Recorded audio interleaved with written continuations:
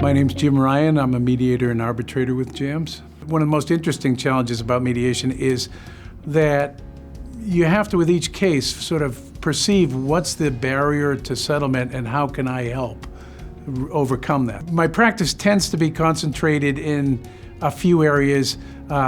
Any sort of tort, whether it's professional liability, products liability, premises liability, employment, construction, commercial, and then anything else that anybody's willing to bring before me.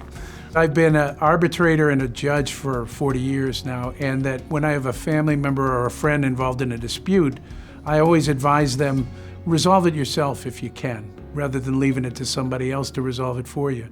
And so therefore, for me, the mediation process in particular, where you can help people reach a result that they agree to, and they find, they have their own reasons, but they find acceptable, I think is a preferred method of resolving disputes. Following up after the case ends, if it hasn't settled, is really important. Just keeping a settlement opportunity available to people and keeping that option in their minds, I think, is really helpful.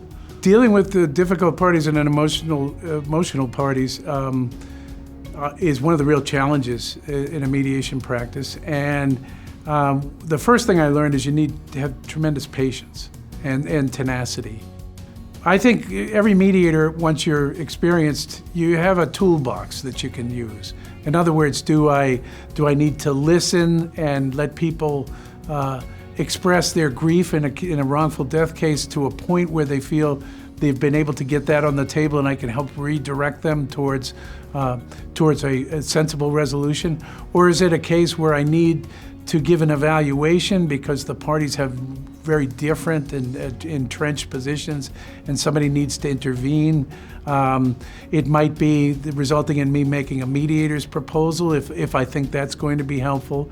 But it might be that me choosing to withhold a proposal because I think it wouldn't be helpful.